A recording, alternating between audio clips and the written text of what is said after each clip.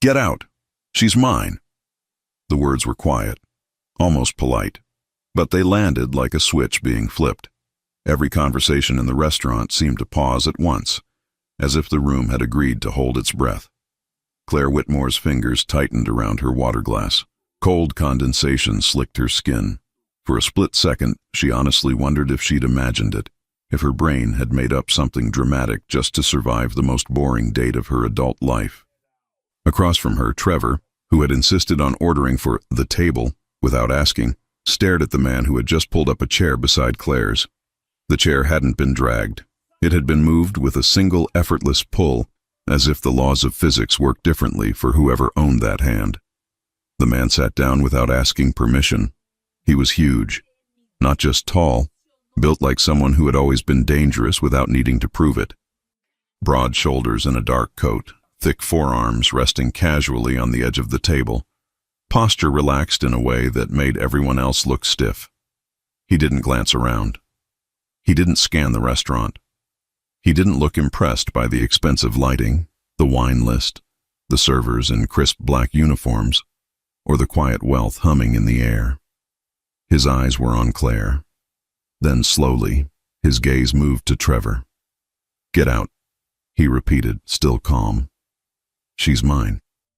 Trevor blinked like a man whose brain was buffering. Then he let out a laugh. It was thin and uncertain, meant to re-establish control. "Okay, cool, funny, but, who are you?" The man didn't answer. He just looked at Trevor again, and that was the moment the room truly changed. It wasn't intimidation through anger. He wasn't shouting. He wasn't making a scene. He was simply there, solid, unmoving, certain. Trevor's smile collapsed. He swallowed and glanced around like someone searching for backup. The closest server froze mid-step. A couple at the next table abruptly found their plates fascinating. Even the bartender stopped polishing a glass. Trevor's confidence melted into embarrassment. "Listen, man, I'm not looking for trouble. This is a misunderstanding." Claire's throat went dry. She turned toward the man beside her and finally saw his face clearly. Sharp features, dark hair, neatly cut. A short beard that made him look even more controlled, even more unreadable. His eyes were brown, steady, direct, and too familiar. Claire's heart did something painful and ridiculous. No, not him, not here, not now. Trevor stood up too fast, chair scraping loudly. "Whatever, this is insane." He grabbed his jacket, muttered something about crazy people, and walked away with the stiff pride of a man who knew arguing would only make him look smaller. He didn't even say goodbye to Claire, which honestly made her want to laugh. If her pulse wasn't racing so hard, she could feel it in her throat. The moment Trevor vanished through the restaurant doors, the noise slowly returned. Forks clinked again. Conversations resumed in low voices. But the energy stayed altered, like the entire room had witnessed something intimate it wasn't supposed to. Claire kept her eyes on the man beside her. "You don't get to do that," she said. Her voice was steady. Her hands were not. He didn't flinch. "You don't get to decide who sits with me," she continued, leaning slightly forward, keeping her tone low so she didn't become a spectacle. "You don't get to claim me like I'm an object." The man's gaze softened. Just a fraction. Not enough to be kind, enough to be human. "I know," he said. That answer startled her more than the interruption itself. Claire blinked. "You know?" He nodded once. A small motion, controlled. "I shouldn't have said it like that," he admitted. "But I meant what I meant." Claire's laugh came out sharp, not amused. "That doesn't make it better." "I'm not trying to make it better," he said. "I'm trying to stop something worse." Her stomach tightened. "What are you talking about?" Before he could answer, a server appeared, nervous, eyes flicking between them like she was deciding whether to call a manager or a bodyguard. "Is everything all right?" the server asked carefully. "Yes," the man replied smoothly. The server's gaze landed on Claire, silently asking if that was true. Claire forced a polite smile because she had spent years perfecting polite smiles. It was muscle memory, survival. "Everything's fine." The server exhaled and nodded. Would you like anything else? The man didn't look at the menu. Bring the check, he said. For everything. Claire's jaw tightened. I can pay for my own dinner. I know, he replied immediately, like he'd expected her to say that. It's not about the money. There it was again, like he knew her, like he'd always known her. Claire pushed her chair back. The movement felt loud. She stood, pulling her coat from the backrest, her pulse pounding in her ears. I'm leaving, she said. He didn't reach for her, didn't block her path, didn't touch her. He simply watched her with a patience that somehow felt more dangerous than force. I expected you would, he said. Claire froze for half a second. That voice. She had heard it in a quiet hallway at 6 a.m. She had heard it on the phone while he gave calm instructions that made grown men move faster. She had heard it in a house that was always busy, always full of people, always loud, except for the moments when he walked in and everything changed. She hated herself for recognizing him instantly. Luca DeSantis, the man she had tried to erase from her life. The man she had left behind without ever telling him the truth. Claire stepped away from the table without another word and headed out of the restaurant. The cold air hit her the moment she stepped outside. It should have felt cleansing. It didn't. It felt like her body had forgotten how to breathe. She walked quickly, heels tapping on the sidewalk, trying to outrun the way her chest ached. Behind her, a door opened. Claire. She stopped. Not because she wanted to, because her name from his mouth did something to her that she still didn't understand. She turned slowly. Luca stood under the restaurant's warm lights spilling onto the sidewalk. He looked too large for the space, too solid for a city that kept moving. He kept a respectful distance, several feet between them, hands in his coat pockets, shoulders relaxed, face unreadable. He didn't look angry. He didn't look smug. He looked focused. I didn't plan to do that, he said. Claire let out a bitter laugh. You never plan. You just take control. Luca's jaw tightened slightly at that. I didn't come to control you. Then why did you come? She snapped. His gaze moved over her face like he was checking she was okay, not admiring her, not hunting her, just assessing. That alone made her throat tighten because it was familiar. You shouldn't have been there tonight, he said quietly. Claire's eyes flashed. I can go wherever I want. I know, he repeated. That's why this isn't an order. Then what is it? She demanded. A beat. Then Luca said, It's me admitting I was wrong. Claire stared at him, the words not fitting the man she remembered. For years, Luca had been the calm center of every storm, the one person who never reacted, never flinched, never showed weakness. And now he was standing on a sidewalk, looking at her like she was the only thing in the world he could not control. Claire crossed her arms, more to steady herself than to look strong. You don't get to rewrite the past because you suddenly feel like it. I'm not trying to rewrite it, he said. I'm trying to understand what I ignored. Her chest tightened. She looked away for a second, focusing on a passing car, on the streetlight, on anything that wasn't his face. You let me leave, she said softly. Luca didn't speak immediately. When he did, his voice dropped lower. I didn't think you would. Claire laughed again, but this time it was quieter, edged with hurt. That's the problem. You never thought about me at all. His eyes narrowed slightly, not in anger, in pain. I did, he said. Claire shook her head. You noticed what you wanted when it was convenient. The rest of the time, I was invisible.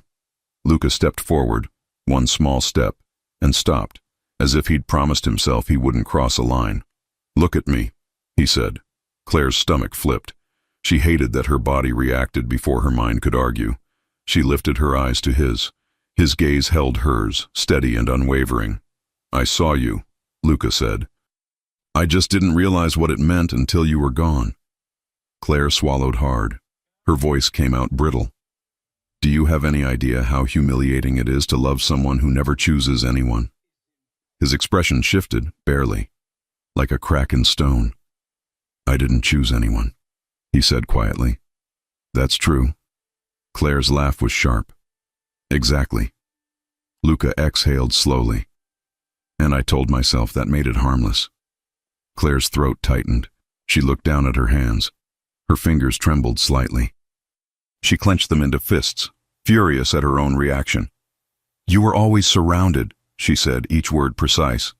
Women, parties, smiles, perfume, voices. I cleaned lipstick off glassware more times than I can count. I washed sheets that weren't mine to touch. I heard laughter in rooms I wasn't allowed to enter. Luca's expression didn't change, but his eyes darkened. Claire lifted her chin. And you never once asked how that felt. Silence stretched. Then Luca said, Tell me. Claire blinked, caught off guard. What? Tell me, he repeated, how it felt. Her chest tightened so hard she almost couldn't breathe. How it felt, she echoed, stunned by the question. It felt like swallowing something sharp and pretending it was fine. Luca's gaze stayed on her. He didn't look away. He didn't interrupt. He didn't defend himself. Claire's voice lowered. It felt lonely. A passing couple walked by, glancing at Luca like they recognized danger, then quickly looking away. Claire barely noticed. Her whole body was fixed on the man in front of her. Luca's voice was quiet. Why didn't you say anything? Claire's laugh came out small, almost incredulous. Because you didn't want anything serious with anyone. You made that very clear without ever saying it out loud. Luca's eyes held hers. And you still stayed. Claire's mouth tightened. I stayed because I thought maybe if I was good enough, useful enough, quiet enough, you'd finally see me. Her cheeks burned with the confession, not because it was dramatic, because it was true. Luca's face changed, just slightly, like something inside him shifted. I was a fool, he said. Claire stared at him, her heart hammering. Don't say that. It's true, he replied. I was. Claire looked away again, blinking hard. I quit because I couldn't keep doing that to myself. His voice softened. I know. Her head snapped back. You know? Luca nodded once. You left a note. Claire's breath caught. She remembered that note.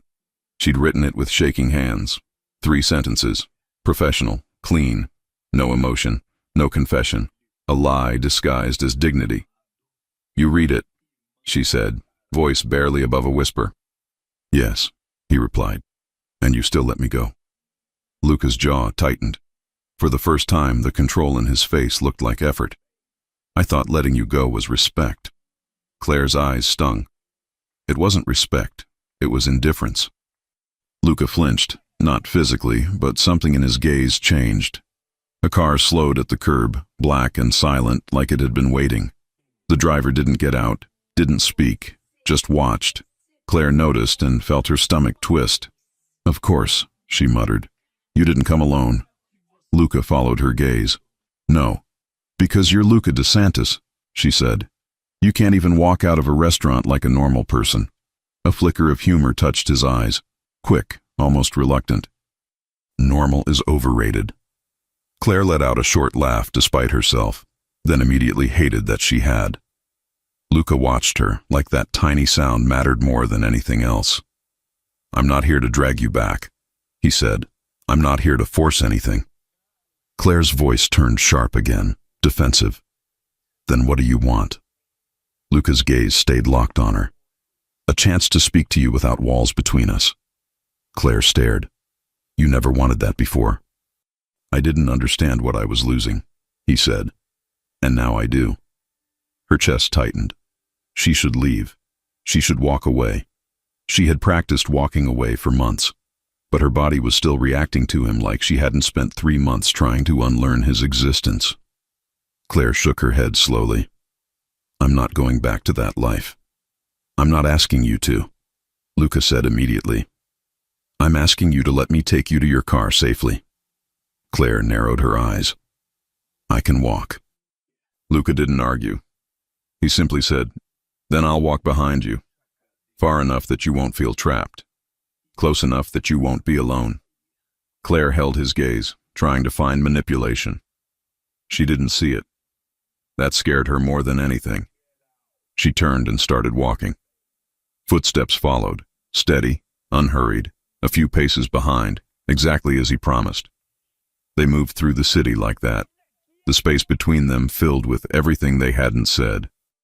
At her car, Claire reached for the handle and paused. She didn't turn. "You didn't answer my question," she said quietly.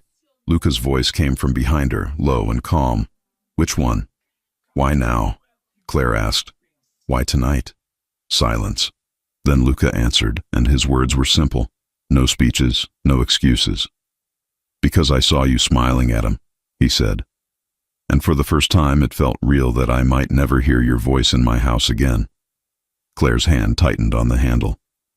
Her voice came out rougher than she wanted. "You don't get to be jealous." "I know," Luca said again. Claire turned slowly, finally facing him fully. His expression was controlled, but his eyes weren't cold. They were intent, heavy with something that looked a lot like regret. "I'm not asking you to forgive me tonight," Luca said. "I'm asking you not to disappear before I can make things right." Claire's heart pounded. She wanted to say no. She wanted to say yes. She wanted to ask why his voice still made her feel like she was standing too close to a fire. Instead, she said the only honest thing she could manage. "I don't trust you." Luca nodded once. "You shouldn't. Not yet." Claire blinked, thrown again by how little he tried to push. Luca took a breath. "But you can trust this. I won't embarrass you again. Not like that." Claire's lips parted. "You call that embarrassing?" A flicker of dry humor touched his mouth. Almost a smile, almost nothing. "The restaurant seems to think so." Claire should have hated that. Instead, she felt the smallest crack in her anger. She opened her car door. Before getting in, she looked at him one last time. "If you followed me tonight..." Luca's gaze sharpened. "Yes, you've been watching me," Claire said. Luca didn't deny it. That should have scared her. But the way he said it, without pride, without threat, made it feel like a confession, not a claim. "I needed to know you were okay," he said. Claire's voice dropped. "And if I'm not?" Luca stepped closer, just one step, and stopped again, careful with the line he wouldn't cross. "Then I fix what I broke," he said quietly. Claire's throat tightened. She got into her car and closed the door, locking it out of reflex. Through the window, she watched him stand there, unmoving, like he had nowhere else to be. Her phone buzzed with a text from a friend. "How's the date?" Claire stared at the message, then looked back at Luca. This wasn't a date anymore. This was the past catching up. And as Claire started the engine, she realized something that made her grip the steering wheel harder. She wasn't just afraid of him hurting her again. She was afraid of believing him. Because if Luca DeSantis truly wanted her now, then why had he let her walk away in the first place? And what exactly had he read in that resignation note that still haunted him? Claire drove home in silence. The city lights blurred past her windshield, red and white streaks melting together as her mind replayed the night on a loop. Luca's voice, his eyes, the way he had stood behind her, close enough to protect her, far enough to let her breathe. She hated how easily the past slipped back into her body. She pulled into her apartment parking lot, cut the engine and sat there longer than necessary, hands still gripping the steering wheel. Her phone buzzed again. Another message from her friend. She ignored it. Instead, Claire closed her eyes, and just like that, she was back there. Not in the restaurant. In his house, 3 months earlier.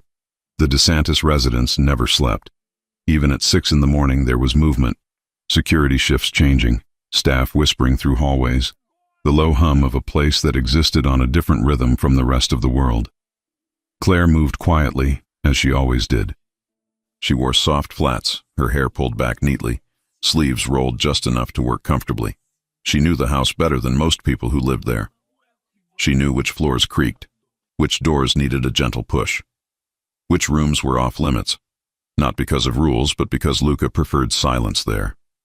She had learned him without meaning to. Luca liked his coffee black, strong, served in the same mug every morning, chipped slightly on the handle. He pretended not to notice details like that. Claire noticed everything. She passed through the living room, straightening a cushion that hadn't moved, aligning a magazine he would never read. It wasn't about perfection. It was about order, about keeping the world calm around him. Because Luca DeSantis carried enough weight already. She reached his office door and paused. It was half open. Light spilled into the hallway. His voice drifted out, low and controlled, speaking into the phone. "No," he said calmly. "That won't work." Claire waited, eyes on the floor, heart doing that familiar thing it always did when she heard him before seeing him. "Yes," Luca continued. "Move the meeting, and don't argue with me again." A pause, then quieter. "I don't repeat myself." The call ended. Claire took a breath and knocked lightly. "Come in," Luca said. She stepped inside. His office was immaculate. Dark wood, clean lines, the scent of coffee and leather. Luca stood near the desk, jacket already on, sleeves rolled just enough to show his forearms. He looked powerful without trying. He turned toward her. "Morning," he said. "Good morning," Claire replied, moving toward the coffee machine. "Your coffee's ready." "Thank you." That was it. 2 words. Calm, neutral. And yet, something in her chest tightened every single time. She poured the coffee, handed him the mug. Their fingers brushed for half a second. Claire felt it like a spark. Luca didn't react at all. Or maybe he did, and hid it better than she ever could. He took a sip, nodded once. Perfect. Those words should have been meaningless. They weren't. Claire busied herself, wiping a surface that didn't need wiping.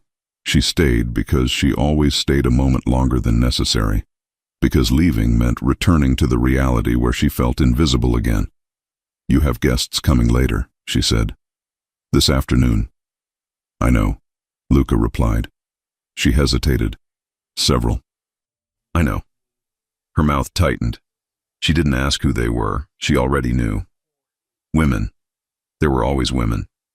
They came dressed too well, laughing too loudly, leaving behind traces of perfume that lingered long after they were gone.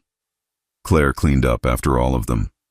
She learned to recognize different shades of lipstick, different tones of laughter, different ways of pretending something mattered. Luca never brought the same woman twice, and that should have told her everything. "You'll be out late," she said softly. "Yes." No explanation, no apology. Claire nodded. "I'll make sure everything's ready." Luca studied her for a second longer than usual. His gaze lingered, thoughtful, like he was about to say something. Then his phone buzzed. The moment passed. He turned away. Claire watched him leave the office with the same quiet grace he brought into every room. And something inside her cracked just a little more. The day passed like all the others. Claire worked efficiently. She smiled when spoken to. She avoided looking at the front door when the first guest arrived. By evening, the house had transformed. Music played softly, glasses clinked. Laughter echoed down the halls. Claire moved around the edges, invisible again, collecting empty glasses, wiping counters, restoring order behind chaos. She heard Luca's voice occasionally, calm, controlled, amused. Never hers. At one point, she walked past the living room and froze. Luca stood there, surrounded by people, a woman pressed close to his side. She was beautiful, confident, laughing at something he'd said, her hand resting lightly on his arm. Luca didn't pull away. Claire's chest tightened so painfully she had to step back, gripping the hallway wall. That was the moment she finally understood that nothing would change. Later that night, after the guests left and the house settled back into silence, Claire sat alone in her small room at the back of the property. She stared at the wall for a long time. Then she opened her notebook. She didn't write about love. She didn't write about pain. She wrote professionally, cleanly, carefully. "Mr. DeSantis, thank you for the opportunity. I am submitting my resignation, effective immediately. I wish you well." 3 sentences, no explanation, no emotion. She folded the paper neatly and placed it on his desk. Then she packed her bag. When she walked out of the house that night, she didn't look back. Because she knew if she did, she wouldn't leave. Back in the present, Claire opened her eyes. Her apartment felt quiet, safe, small. She stood, kicked off her shoes, and leaned against the counter, her heart heavy. She had left because she loved him. She had stayed away because she loved herself. Her phone buzzed again. This time she looked. A message from an unknown number. I won't come near you again unless you ask me to, but I needed you to know I read the note. Claire's breath caught. She stared at the screen. He had read it. She sank onto the couch slowly, emotions crashing into her all at once. Anger, relief, sadness, longing. Another message appeared. I should have stopped you. I didn't know how. Claire closed her eyes, pressing the phone to her chest. For the first time since she'd left, she felt something she hadn't allowed herself to feel before. Hope. And that terrified her. Because if Luca DeSantis had finally realized what he'd lost, then the hardest part wasn't leaving him. It was deciding whether she was brave enough to let him try again. Luca DeSantis noticed the silence first. Not the obvious kind, the absence of music or voices, but the subtle kind. The kind that crept into a room after someone essential had left and taken the rhythm with them. The house still ran smoothly. The staff still arrived on time. Security still rotated like clockwork. Everything worked. And yet something felt off. It took him 2 days to realize what it was. His coffee was too hot, not burned, just wrong. He frowned at the mug in his hand, standing alone in the kitchen early one morning. The cup was clean, the coffee strong, everything exactly as he liked it. Except it wasn't. Claire always waited a moment before handing it to him. Just long enough. Just enough to let it cool without losing strength. Luca stared at the surface of the coffee as if it might explain itself. It didn't. He drank it anyway. The resignation note stayed on his desk longer than it should have. 3 sentences, neat handwriting, no emotion, professional, controlled. Claire's handwriting had always been like that. Clear, precise, no unnecessary flourishes. It suited her. At first, Luca told himself it was simple. People left all the time. She had worked hard. She probably wanted something different. A quieter life. A normal one. He respected that. He told himself that more than once. But respect didn't explain why he kept rereading the note. Or why he noticed things that had nothing to do with her. Until he realized they had everything to do with her. The house felt louder at night. Messier. Less contained. He found himself glancing toward the hallway in the mornings, expecting to see her there, sleeves rolled, hair tied back, already halfway through a task. She didn't appear, and the space she used to occupy didn't fill itself. Luca had never thought of Claire as invisible. That was the lie he told himself later, when the guilt began to settle. At the time, she had simply been there, reliable, calm, efficient. She didn't demand attention, didn't interrupt, didn't hover. She moved through his world like she belonged there without ever asking for more. And Luca, accustomed to people who took and took loudly, hadn't known how to read someone who asked for nothing. He noticed her absence most in the smallest ways. The way rooms stayed tidy, but felt unfinished. The way schedules ran on time, but felt heavier. The way laughter echoed longer than it should have after parties ended. Women still came and went. That didn't change.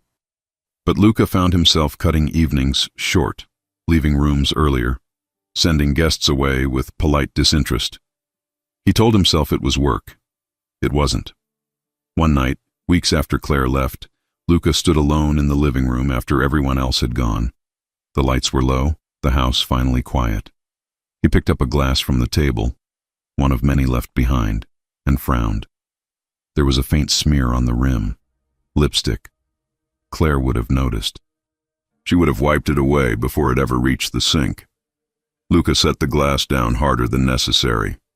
He didn't understand when it had started bothering him, this awareness, this constant sense that something essential had slipped past him without him noticing. He didn't like not understanding things, especially himself. He didn't go looking for her right away. That would have meant admitting something he wasn't ready to name. Instead, he asked questions that didn't sound like questions. "She quit?" he asked one of the senior staff one afternoon, tone neutral. "Yes," came the careful reply. "She left a note." "I know." A pause. "She was very professional," the staff member added, unsure if that was helpful. Luca nodded. "She always was." That night he opened the desk drawer where he'd placed her note. Read it again. 3 sentences. No anger. No accusations. No explanation. The restraint in it unsettled him more than any confrontation would have. Because restraint meant control, and control meant she had thought this through. It wasn't until he saw her again, truly saw her, that the truth became impossible to ignore. She wasn't in his house. She wasn't part of his routine. She was somewhere else, living. Luca noticed her by accident. He had been leaving a meeting downtown when his driver slowed slightly at an intersection. "There," the driver said quietly. "Isn't that—" Luca looked. Claire stood on the sidewalk, phone pressed to her ear, laughing. Actually laughing. Not the polite smile she used at work. Not the reserved calm he remembered. A real laugh. His chest tightened. She wore a simple coat, her hair loose around her shoulders. She looked lighter, freer. And that was when it hit him. She hadn't just left the job. She had left him. Luca didn't tell the driver to stop. He didn't wave, didn't call her name. He watched as she finished her call and walked away, blending into the city like she had never belonged to his world at all. That night, Luca couldn't sleep. The decision to watch her wasn't impulsive. It wasn't about control or ownership. It was about understanding. Luca instructed his security team carefully. "No interference," he said. "No contact." One of them raised an eyebrow. "Just observation?" "Yes," Luca replied. "From a distance." He told himself it was for her safety. And that wasn't entirely a lie, but it wasn't the whole truth either. The truth was simpler and far more dangerous. He missed her. Claire's life, he learned, was quieter now. She worked at a small interior design firm, lived in a modest apartment, went out with friends on weekends, walked alone sometimes at night, phone in hand, shoulders relaxed. She smiled more. That hurt more than it should have. Luca watched her from afar without approaching, without speaking, without letting her feel followed. He noticed the man who picked her up one evening, the way Claire hesitated before getting into the car, the way she sat, angled toward the window. Luca felt something sharp then, not rage, jealousy, and that unsettled him deeply. He had never wanted anyone this way. He had never allowed himself to, because wanting meant vulnerability, and vulnerability had a cost. The night of the restaurant wasn't planned. Luca had known she would be there. He had seen her message to a friend earlier that day, boring date tonight, and ignored the tightening in his chest. He told himself he wouldn't interfere. He told himself it wasn't his place. He walked into the restaurant intending only to look, but then he saw her across the room, saw the way she forced polite smiles, the way her shoulders tensed, the way she nodded when she wasn't listening. He recognized it instantly. That wasn't happiness. That was endurance. And something inside him snapped, not violently, not dramatically, but decisively. He pulled up the chair. He said the words, and the moment they left his mouth, he knew there was no going back. Standing outside later, watching her walk toward her car, Luca felt the weight of everything he had ignored finally settle. When she told him she had loved him alone, something inside him broke open, because he realized the truth too late. Claire had never wanted his power. She had wanted his attention, his presence, his choice.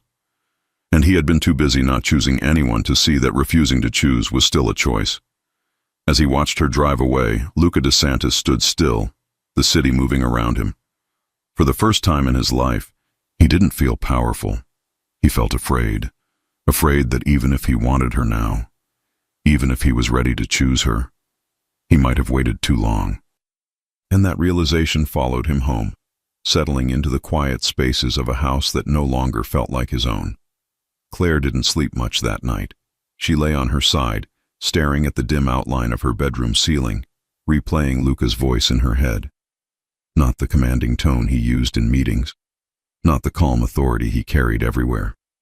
The quieter one, the one that had said, "I was wrong." She rolled onto her back and sighed. "Of course," she muttered to the empty room. "Now you figure that out." Her phone sat on the nightstand, screen dark, silent. She told herself she wouldn't check it. She checked it anyway. No new messages. Claire turned the phone face down and closed her eyes, trying to ignore the strange mix of relief and disappointment twisting in her chest. The next day passed slowly, too slowly. She went to work, answered emails, reviewed fabric samples, laughed at the right moments. Her coworkers didn't notice anything different. They never did. But every time her phone buzzed, her pulse jumped. By early evening, she was restless. She changed clothes twice, then changed back into something simple. Dark jeans, a soft sweater, nothing that tried too hard. She wasn't going anywhere. At least that's what she told herself. Her phone buzzed again. This time she picked it up. "If you're willing," the message read, "I'd like to talk. Somewhere public. Somewhere neutral. No pressure." Claire stared at the screen. No pressure. She almost laughed. After everything, Luca DeSantis was asking instead of taking. She typed, erased, typed again. 1 hour, she finally wrote. "That's it." The response came almost immediately. "Thank you." That alone unsettled her. The restaurant Luca chose was quiet, understated. No velvet ropes, no crowd watching. Just warm lighting and soft music that didn't demand attention. Claire arrived first. She sat near the window, hands folded loosely in her lap, telling herself she was calm. She wasn't. When Luca walked in, the room didn't freeze this time. But Claire noticed anyway. He spotted her instantly. Their eyes met. Something unspoken passed between them. Recognition, caution, history. Luca approached slowly, stopping a respectful distance from the table. "Thank you for coming," he said. "You're welcome," Claire replied evenly. "Sit." He did. For a moment, neither of them spoke. It was strange sitting across from him like this. No uniforms, no hierarchy, no unspoken rules about where she belonged in the room. Just two people. "So," Claire said, breaking the silence, "you wanted to talk?" "Yes." "And you promised no pressure?" "I did." She raised an eyebrow. "Good, because I'm very good at walking away." A corner of his mouth lifted, not quite a smile, but close. "I've noticed." She huffed quietly despite herself, then frowned. That wasn't a compliment. "I know." There it was again, that quiet understanding. They ordered drinks. Claire chose wine. Luca followed her lead. "That's new," she remarked. "What?" he asked. "You letting someone else decide?" He met her gaze.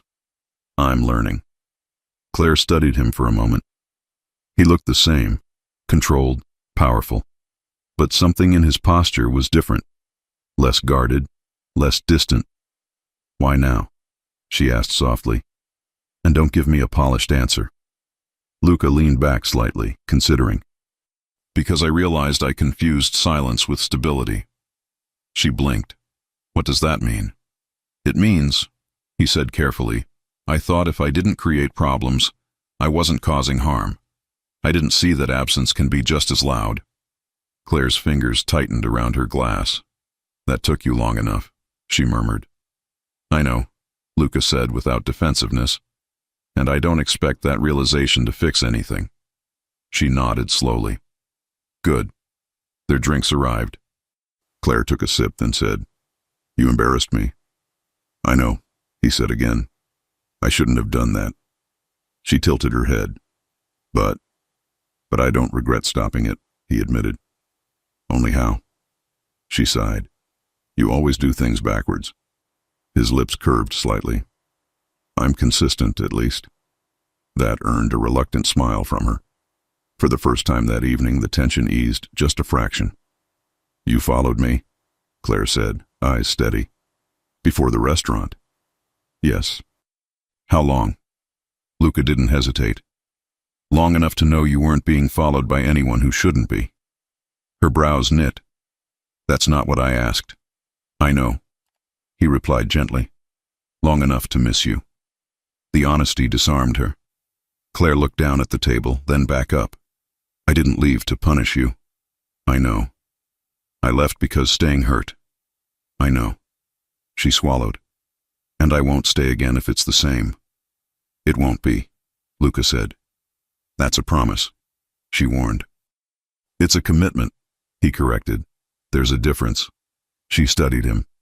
Explain. A promise is words, he said. A commitment is behavior. Claire's chest tightened. Then show me. Luca nodded. That's why I asked for this hour, not to convince you, to start proving it. They talked. About small things first. Her new job, his schedule, the weather, the city. Then bigger things. Why she loved organizing spaces. Why he preferred order over chaos. Why silence felt safe to him. Why being unseen had felt unbearable to her. At one point, Claire laughed. Really laughed. When Luca admitted he once tried to clean the kitchen himself and gave up after 10 minutes. It's harder than it looks, he defended mildly. I told you that, she said. You told me many things, he replied. I didn't listen enough. Her smile faded softly. As the hour drew closer to its end, the air between them felt warmer. Closer. Charged with something neither of them named. Luca checked his watch and set it face down on the table. Our hour's almost up, he said. Claire nodded. I noticed. I won't ask you to stay longer, he added. She looked at him sharply. You won't. No, he said, because I said no pressure. That restraint did something dangerous to her resolve. She leaned back, crossing her arms. And if I wanted to? Luca's gaze darkened. Not possessive, not hungry, curious, careful. Then I'd be grateful, he said. But I'd let you decide. Silence stretched again, but this time it felt different. Claire exhaled slowly. Walk me to my car, she said. Luca stood immediately. Of course. Outside the air was cool, calm. The city hummed around them. They walked side by side, close enough that she could feel his warmth, far enough that she didn't feel trapped. At her car, Claire stopped. She turned to face him fully. This doesn't mean I trust you, she said. I know, Luca replied. It means I'm willing to see if I can. That's enough, he said quietly. For now. She hesitated, then asked the question she'd been holding back all evening. Why did you really read the note so many times? Luca's gaze didn't waver. Because I was looking for something you didn't write. Her breath caught. What? The part where you tell me you're done forever, he said. You never did. Claire's chest tightened painfully. I didn't know if I could mean it, she admitted. Luca stepped closer, just a fraction, and stopped. Neither did I, he said. Their eyes locked. The moment stretched. Then Claire opened her car door. She paused, looking back at him one last time. This is your only chance to do this, right? She said softly. Luca nodded. I intend to. She got in and closed the door. As she drove away, Claire realized something unexpected. For the first time since she'd left, she wasn't replaying the pain. She was imagining the possibility, and that scared her almost as much as it excited her. Because next time, the walls between them might not be there at all. Claire didn't answer his messages right away, not because she wanted to punish him, not because she wanted him to chase her, but because for the first time in a long while, she wanted to feel what she was feeling without reacting to it. She went to work. She cooked dinner. She folded laundry while a show played in the background without her really watching it. And still, Luca was there. Not in her thoughts like a storm. More like a steady presence she kept circling back to. When she finally picked up her phone that evening, there was only one message from him. I hope your day was kind to you. That was it. No question. No demand. Claire stared at the screen longer than she wanted to admit. She typed back. It was. Thank you. The reply came a few minutes later. May I take you to dinner tomorrow? Same rules as before. Claire smiled despite herself. One condition, she wrote. No expensive restaurants. There was a pause. Then, deal. I'll pick you up at 7, if that's okay. She hesitated only a second. It's okay. Luca arrived exactly on time. Claire noticed that immediately. She also noticed that he wasn't dressed the way he usually was. No dark-tailored coat. No sharp lines meant to intimidate. He wore simple jeans, a black sweater, and a jacket that looked normal, human. When she opened the door, he didn't step inside. Hi, he said. Hi, she replied. He glanced at her outfit, soft dress, minimal makeup, hair loose around her shoulders, and then quickly looked away, like he didn't want to make her uncomfortable. That restraint made her chest tighten. You ready? He asked. Yes. They walked to his car together. This time he opened the door for her, not dramatically, not possessively, just quietly. Claire slid into the seat, noticing how careful he was with space, with timing, with everything. You're being strange, she said as he got in. Luca glanced at her. In a bad way? In a noticeable way. He exhaled softly. I'm trying not to ruin this.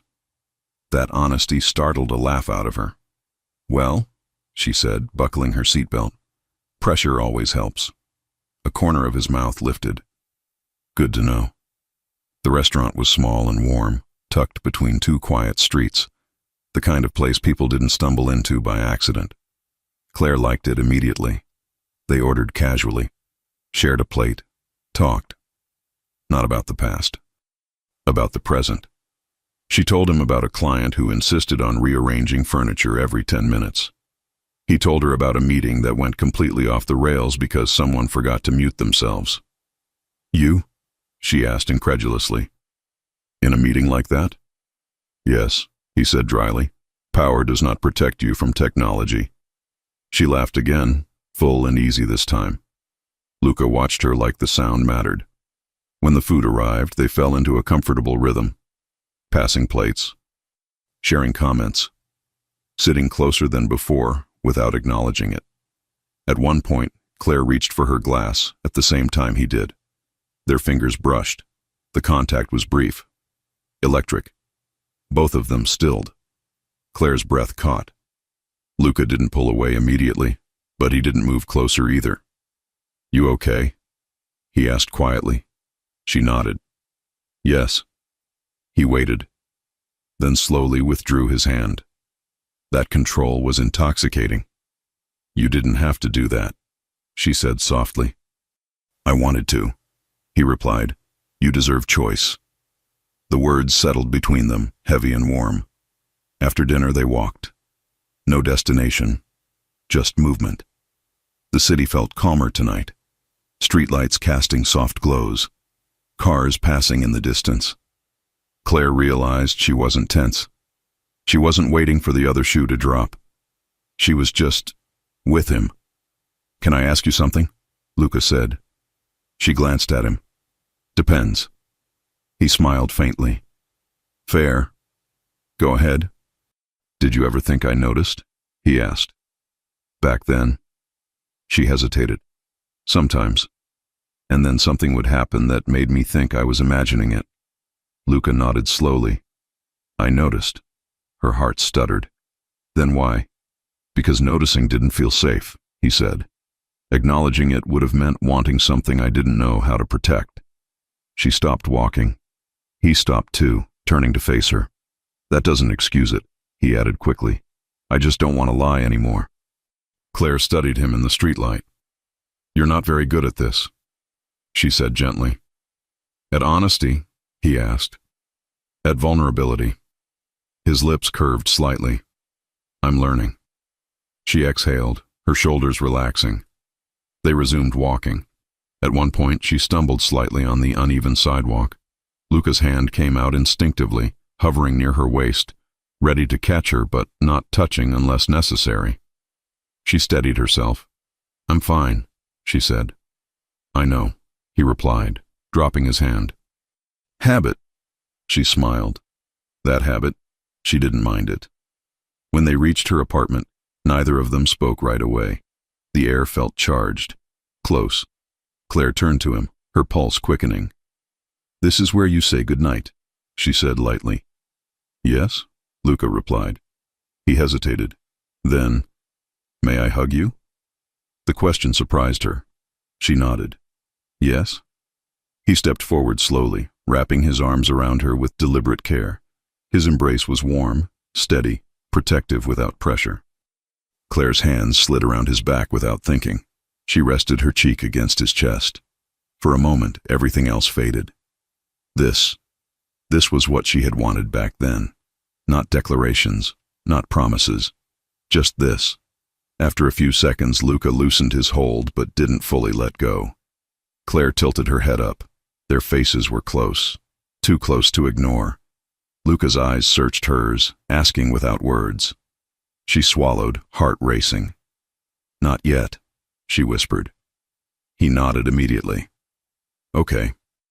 No disappointment, no tension, just respect. She smiled softly. "Thank you."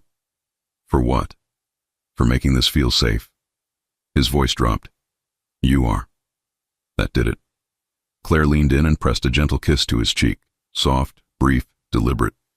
Then she stepped back. "Good night, Luca." "Good night, Claire." She went inside without looking back this time, but she knew he was still standing there, and for the first time that didn't feel like something from her past. It felt like the beginning of something real. Inside her apartment, Claire leaned against the door, heart racing, a smile tugging at her lips.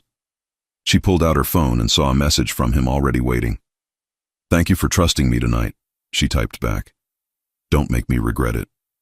The reply came instantly. "I won't." Claire closed her eyes. She wanted to believe him. And that was the most dangerous and hopeful part of all. Because next time she wouldn't just be opening the door. She'd be opening her heart. Claire didn't expect peace to feel so unsettling. She woke up slowly, sunlight creeping through the thin gap between the curtains, painting the wall in soft gold.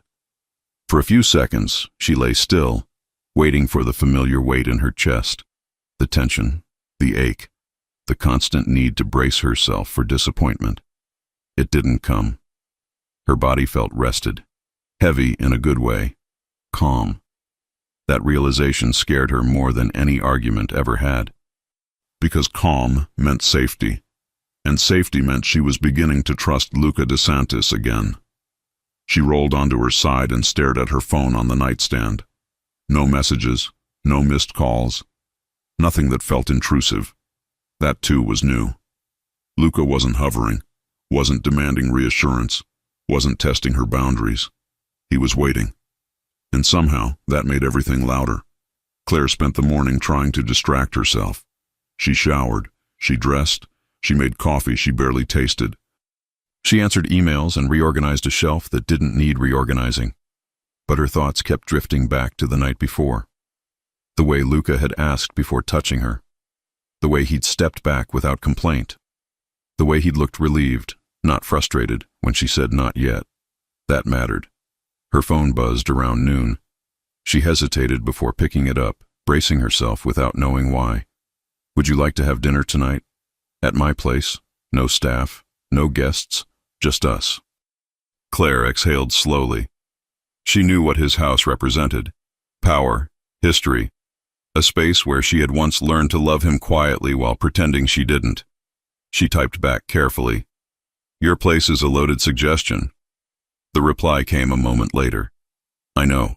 That's why I'm asking, not assuming." Her fingers hovered over the screen. "I'll come," she finally wrote. "But I leave when I want." The answer was immediate, always. That single word did something dangerous to her resolve. When Claire arrived that evening, the driveway was empty. No security cars, no quiet movement behind tinted windows, no sense of being observed. Just a single light on inside the house. Luca opened the door himself. He wasn't wearing a suit. That alone startled her. He stood there in dark jeans and a simple shirt, sleeves rolled up, no watch, no sharp edges to hide behind. He looked like a man waiting for someone he wanted to impress, not intimidate. "Hi," he said. His voice was softer than usual. "Hi," she replied. For a brief moment, neither of them moved. Then he stepped aside. "Come in." Claire crossed the threshold slowly, half expecting the familiar tension to rush back. It didn't. The house felt different, still elegant, still controlled, but quieter, warmer. She noticed the scent first. Food, citrus, something clean and real, not cologne, not perfume. "You cooked," she said, incredulous. Luca nodded. "I had help." She smiled. "That sounds more believable." He let out a low laugh. "I didn't want to risk poisoning you on our first night alone." "Very thoughtful," she teased, hanging her coat. They moved through the house together, side by side. No one leading, no one following. Claire noticed things she'd never seen before. Photographs. Not many, but enough. A younger Luca with an older man she assumed was family. A woman with kind eyes. A moment frozen in time before responsibility had hardened him. "You never had these out," she said quietly. "I didn't think they mattered," he replied. "I was wrong." That word again. Wrong. She wondered how many times he'd practiced saying it before it came so easily. Dinner was simple and intimate. They didn't sit at the formal table. They sat at the kitchen island, close enough that their knees brushed when they shifted. The food was good, better than she expected. "Don't look so surprised," Luca said dryly. "I'm reassessing everything I thought I knew," she replied. That earned a small smile. They talked easily, about her work, his day, things that didn't carry weight. Laughter came more naturally now. So did silence. Comfortable silence. At one point, Claire reached for her glass at the same time he did. Their fingers touched. Neither of them pulled away immediately. Claire's breath caught. Luca watched her face carefully, searching for hesitation. "You okay?" he asked softly. "Yes," she said. Only then did he withdraw his hand, slowly, deliberately. That restraint felt more intimate than any rush of desire ever could. "You didn't have to stop," she murmured. "I wanted to," he replied. "Choice matters." Her chest tightened. It mattered that he understood that now. After dinner, they moved to the living room. The lights were low, the couch inviting. Claire curled her legs beneath her without thinking, choosing comfort instead of distance. Luca sat across from her at first, posture relaxed but attentive. There was something he needed to say. She could feel it. "I should tell you something," he said eventually. She nodded. "Okay. I don't want you to think I changed overnight," he continued. "I didn't." "I know," she said gently. "But I did realize something," he said. "And once I saw it, I couldn't ignore it anymore." She waited. "When you left," Luca said slowly, "the house didn't just feel empty. My life did." Claire frowned slightly. "That's not... You were the only person who ever looked at me like I was just a man," he said. "Not power, not threat, not advantage." Her breath caught. "You saw me when I wasn't performing," he continued, "and I didn't understand how rare that was." Emotion pressed against her ribs, sharp and sudden. "I didn't want to see you that way," she admitted. "It hurt too much." "I know," he said quietly. She looked down at her hands. "You let me fall in love with you alone." Luca didn't deny it. "I didn't know," he said, "and by the time I understood, I didn't know how to fix it." "That doesn't make it hurt less," she whispered. "I know," he replied. That acknowledgement mattered. He shifted closer, not touching, just closing the distance enough that she felt his presence more clearly. "Why didn't you want anything serious with anyone?" she asked, finally voicing the question she'd carried for years. Luca leaned back slightly, eyes fixed on a point in the distance. "Because serious means loss," he said. "Eventually." She shook her head. "That's not fair." "It was real for me," he replied. He spoke carefully, choosing each word with intention. I grew up watching love become leverage, he continued. People I cared about disappeared. Some left. Some were taken.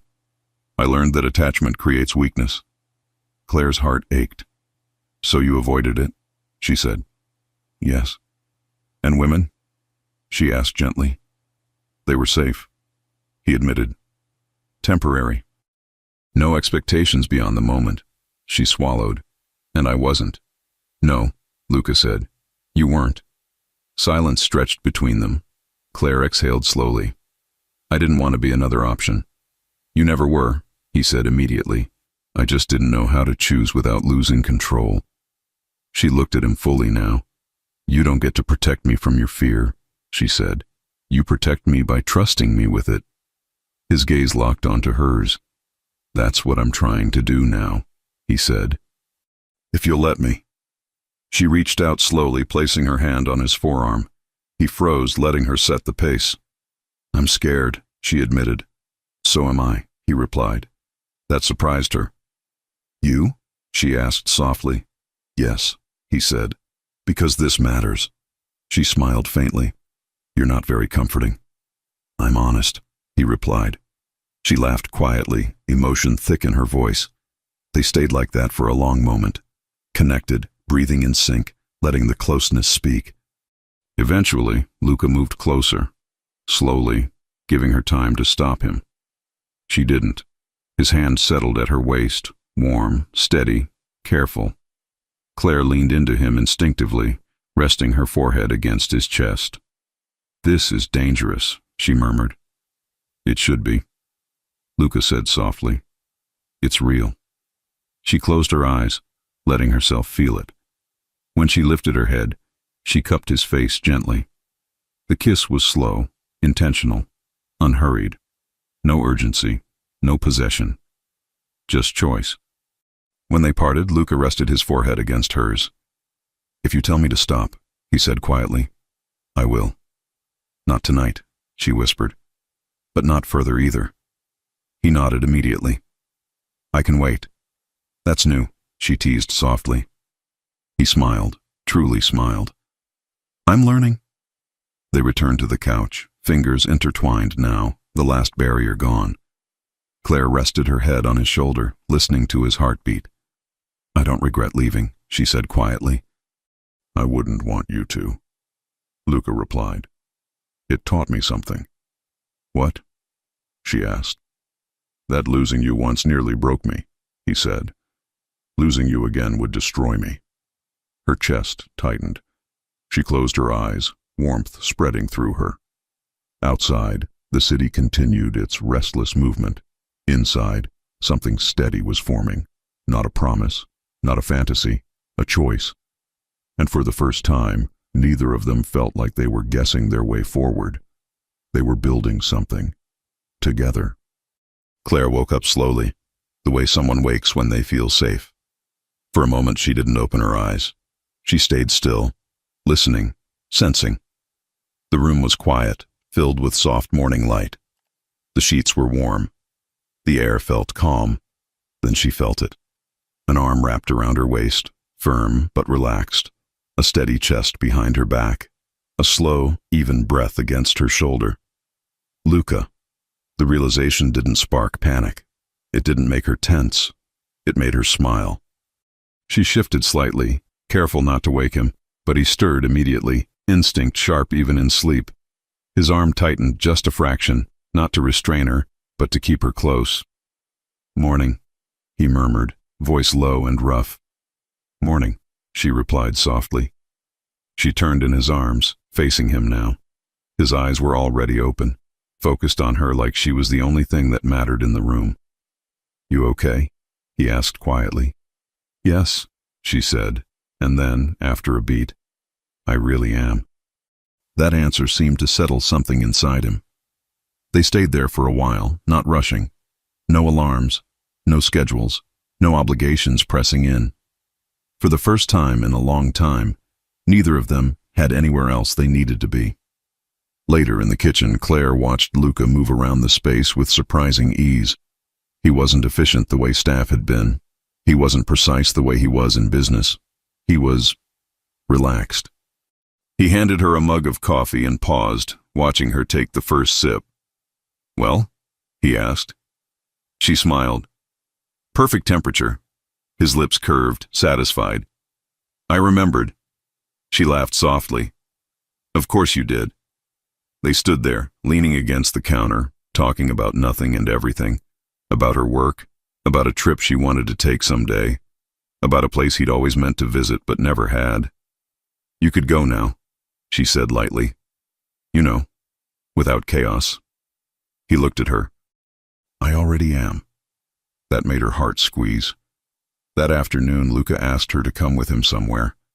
Not a meeting, not an obligation, not a compromise. Just somewhere. They drove without much conversation, the comfortable kind of silence filling the car. Claire noticed he wasn't tense. His hands rested easily on the wheel. His posture was open. When they stopped, she recognized the place immediately. The restaurant. Her breath caught. "Luca." "I know," he said calmly. "We don't have to go in." She studied the entrance, the memory of that first night flashing through her mind, the chair, the words, the shock. Then she exhaled slowly. "No," she said. "Let's go." Inside, no one froze this time. No silence, no tension, no fear. They were just another couple walking in together. They were seated near the window, the same general area as before. Claire laughed softly as she sat down. "You realize this place will always remember you." Luca shrugged. "Good." They ordered, talked, smiled. At one point, a server glanced at them, recognition flickering briefly in her eyes before she smiled politely and walked away. Claire leaned closer to Luca. "You're famous." He tilted his head. "Infamous, technically." She laughed, resting her elbow on the table. "I prefer reformed." His gaze softened. "Me too." Halfway through dinner, Luca reached across the table and took her hand openly. No hesitation, no checking the room, no pulling back. Just choice. Claire squeezed his fingers. "You're not hiding," she murmured. "I don't want to," he replied simply. She believed him. After dessert, Claire noticed something that made her pause. The chair. The same one. She smiled to herself, stood up, and pulled it closer to him deliberately before sitting back down. Luca watched her with a look she had never seen before, something like awe. "This feels different," she said quietly. "It is," he replied. "That night I acted out of fear. This time I'm acting out of certainty." She leaned in and kissed him gently, right there in the restaurant. No drama, no spectacle, just real. The changes in Luca's world didn't come with announcements. They came with consistency. He stopped bringing people around just to fill space. He left events early.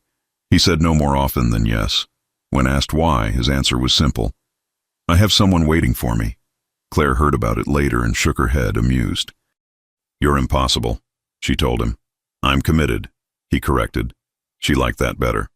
Weeks turned into months. Their relationship grew in quiet ways. Shared mornings, late-night conversations, comfortable routines that felt earned, not assumed. Claire moved in slowly, piece by piece. A drawer, a shelf, a corner that became hers.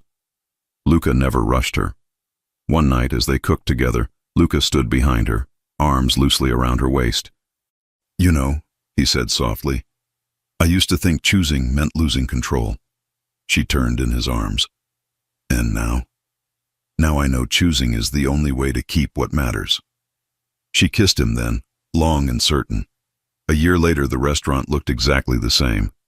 Same lighting, same atmosphere. But everything else was different. Claire sat across from Luca, their fingers intertwined on the table. "Do you ever think about that night?" she asked. "All the time," he admitted. She smiled. "You were dramatic. I panicked. You said, 'She's mine.'" He nodded slowly. "I was wrong." She raised an eyebrow. "Oh?" "You were never mine," he said. "You chose me." Her smile softened. "Every day." This time she pulled the chair closer. The world didn't stop. It simply adjusted. She had once walked away to save herself. Now she stayed, not because she was claimed, but because she was chosen, every single day.